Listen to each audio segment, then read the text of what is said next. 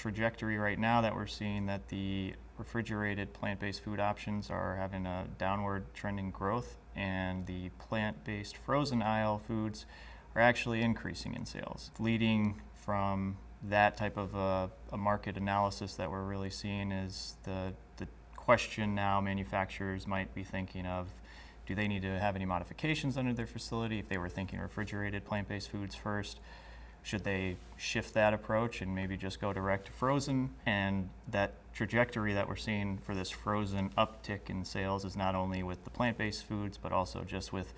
foods in general, which just further confirms that maybe that this is a new area or sector that if people weren't thinking to go this way before, they might want to consider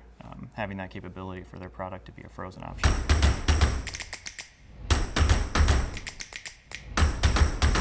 They're going to want to consider what their final packaging is going to look like, what the final format of the sealing technology is going to be, because there's a lot of additional processing steps that go into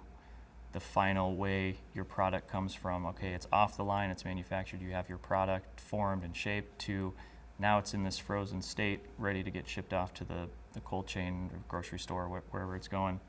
And so there's, again, if the manufacturers haven't necessarily considered that, that'll be additional R&D or steps and costs that they'll need to incur to ensure when they design their facility and build it, everything's already in place. Because again, from a future proofing of your facility, there's not a lot of wiggle room to say, okay, I'm just going to expand necessarily this cold room. You really need to make sure that you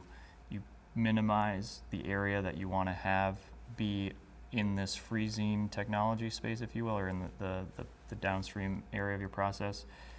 And it's considering then the future growth as well. So making sure that you still plan for the future, knowing that you really want to minimize your cost up front because it is a large cost. And then that trickles down to even just your utilities, knowing that there's going to be additional electrical, there's going to be additional